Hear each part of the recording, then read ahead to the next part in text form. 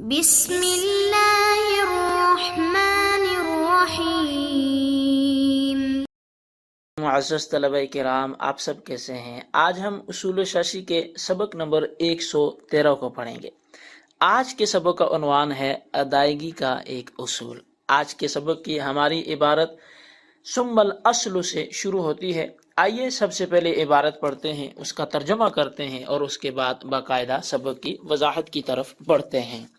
مصنف علیہ رحمہ لکھتے ہیں ثم الاصل فی ھذا الباب هو الاداء کاملا کان او ناقصا، پھر اس باب میں جو اصل ہے وہ ادا ہی ہے، چاہے وہ کامل ادائیگی ہو یا ناقص ہو۔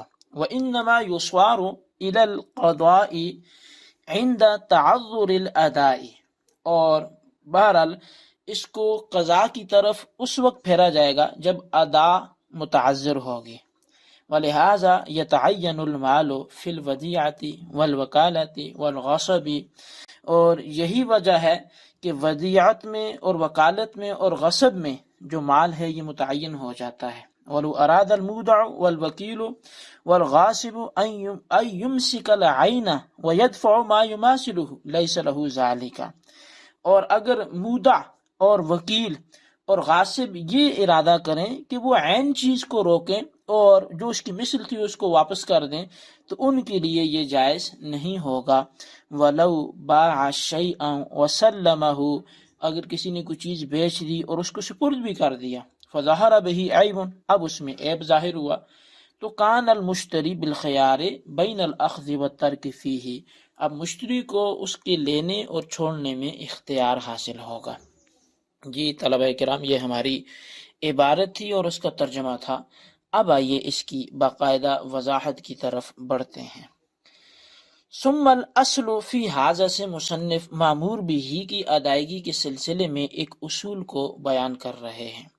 ادائیگی میں اصول یہ ہے کہ ادا اور قضاء کے باب میں اصل ادا ہی ہے، چاہے ادا کامل ہو یا ادا قاصر ہو، کہ جب تک ادا کی ان دو قسموں میں سے کسی ایک پر بھی عمل کرنا ممکن ہوگا تو قضاء کی طرف رجوع نہیں کیا جائے گا۔ اس کی وجہ یہ ہے کہ ادا بمنزلہ اصل کے ہے اور قضاء بمنزلہ خلیفہ و بدل کے ہے، اور بدل کی طرف رجوع کے بارے میں چونکہ اصول ہے کہ الصیرورۃ الی البدل عند فوات الاصل لا مع قیامہ، کہ بدل کی طرف رجوع اس وقت کیا جائے گا جب اصل فوت ہو جائے، کہ جب تک ادا موجود ہے قضاء کی طرف رجوع نہیں کیا جائے گا۔ اس اصول میں احناف و شوافی بالکل متفق ہیں، البتہ اس بارے میں اختلاف آگے بھی آئے گا کہ اگر مامور بھی میں تغیر فاحش آ جائے تو احناف اور شوافی کے نزدیک کیا حال ہے، اس کو انشاءاللہ عز و جل ہم کچھ ہی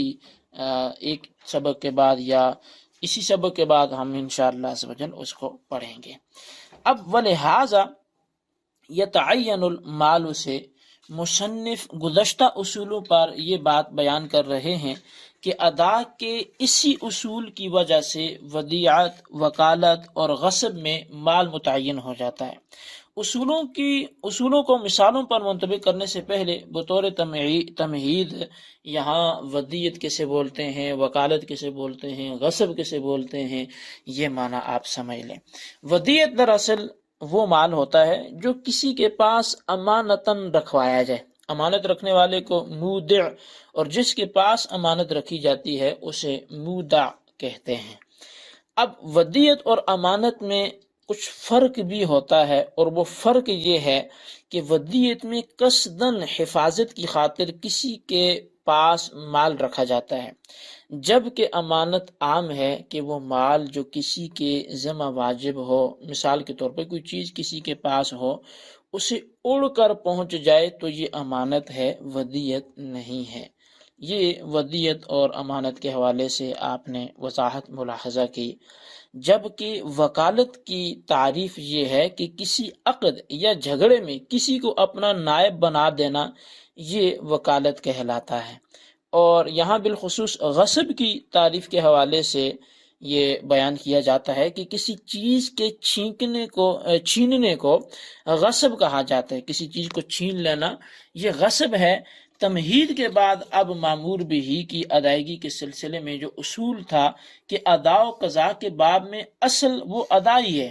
اگر کسی شخص نے کسی کے پاس بطور ودیعت مال رکھا تو امین پر بعین ہی اسی مال کا لوٹانا ضروری ہے۔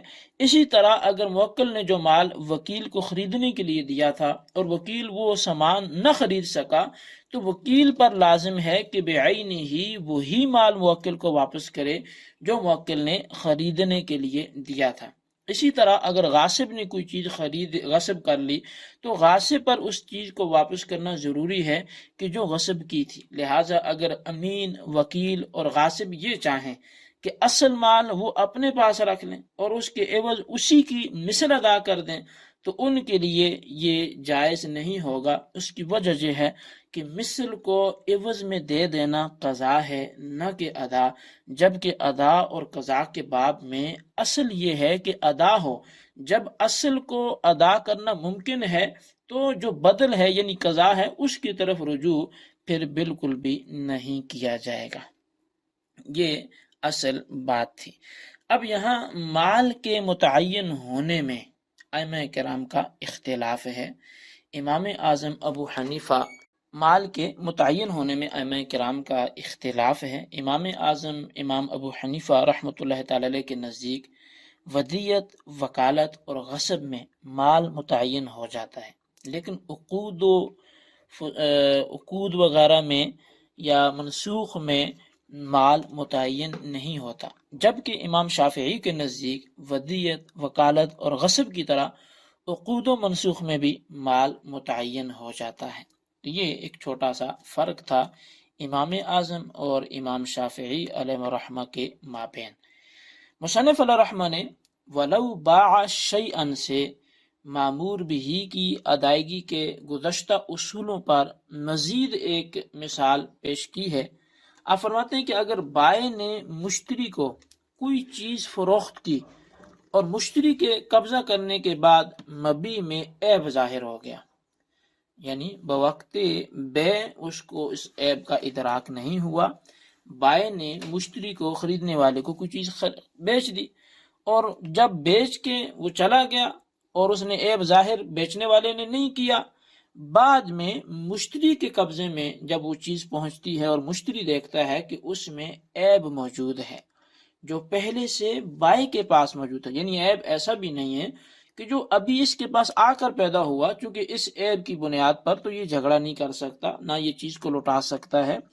اب وہ عیب اس کے پاس آ کے ظاہر ہوا جو پہلے سے بائع کے پاس موجود تھا، لیکن اس نے اس پر یہ عیب ظاہر نہیں کیا تھا، اس کو صاف بتا کے، اچھا بتا کر بیچ دی تھی چیز۔ تو اب مشتری کے پاس آ کر ایسا عیب اگر ظاہر ہوتا ہے تو بائع کی طرف سے عیب زدہ مبیع کی ادائیگی ادائے قاصر ہے، کیونکہ اس کا وصف جو ہے وہ مکمل نہیں ہے، اس میں کمی ہے عیب کی وجہ سے۔ لیکن یہ ادائے قاصر تو ہے، لیکن مشتری کو یہ اختیار نہیں ہے کہ وہ اس چیز کو پاس رکھے اور نقصان کی تلافی کا مطالبہ کرے، کیونکہ عیب کی وجہ سے ثمن میں کمی کرانا ناقص ہے۔ جب اصل ادا پر عمل کرنا ناممکن ہے کہ بائع کی طرف سے اصل پر عمل ہو گیا تو مشتری کو یہ اختیار ہے کہ چاہے عیب زدہ مبیع کو اسی ثمن میں رکھ لے یا پھر واپس کر کے اپنا ثمن لے لے، لیکن چونکہ اس میں عیب آ گیا اب آپ میں سے اتنے روپے کم کر لو، یہ کمی کرانے کا مشتری کو اختیار نہیں ہوگا، بلکہ اسے یہ اختیار ہے چاہے تو اس مبیع کو اسی ثمن میں رکھ لے اور چاہے تو یہ اس بائع کو لوٹا دے اور بتا دے کہ چونکہ جس اوصاف کی وجہ سے، جن اوصاف پر میں نے چیز خریدی تھی وہ تو اس میں موجود نہیں ہے، تو لہٰذا آپ اپنی چیز واپس کریں، میری قیمت مجھے لوٹا دیں۔ تو بہرحال یہ وہ اصول تھا جس کے حوالے سے آج ہم نے بات کی۔ آج کے اصول کے حوالے سے ہم نے یہ پڑھا کہ ادائیگی کے بارے میں اصول یہ ہے کہ ادا اور قضا کے باب میں اصل جو ہوتا ہے وہ ادا ہی ہوتا ہے، چاہے کہ وہ کامل ہو یا قاصر ہو۔ جب تک ادا ممکن ہوگا اس وقت تک قضا کی طرف رجوع نہیں کیا جائے گا۔ اور اس کے بعد اگر ہم سبق کے خلاصے کی طرف بڑھیں تو پھر اصول کے بعد ہم نے ودیعت کی تعریف بھی پڑھی، امانت اور ودیعت میں فرق بھی پڑھا، وکالت کی بھی تعریف پڑھی، غصب کی بھی تعریف پڑھی، اور پھر مال کے متعین ہونے میں ائمہ کرام کا اختلاف بھی پڑھا۔ اور بالخصوص میں کہوں گا کہ اس سبق کو اپنے الفاظ میں یاد کر کے اور اپنے رجسٹر پر اس کو نوٹ کریں، بالخصوص ان سوالات کے جوابات دیں۔ سوال نمبر 1 یہ ہے کہ ودیعت کی تعریف کرتے ہوئے ودیعت اور امانت میں فرق بیان کریں۔ اور سوال نمبر 2 یہ ہے کہ مال کے متعین ہونے میں امام شافعی اور امام اعظم کا کیا اختلاف ہے، فرق واضح کریں۔ اللہ تبارک و تعالیٰ سے دعا ہے جو کچھ ہم نے پڑھا سنا اسے یاد رکھنے کی توفیق نصیب فرمائے، آمین بجاہ نبی الامین صلی اللہ علیہ وسلم۔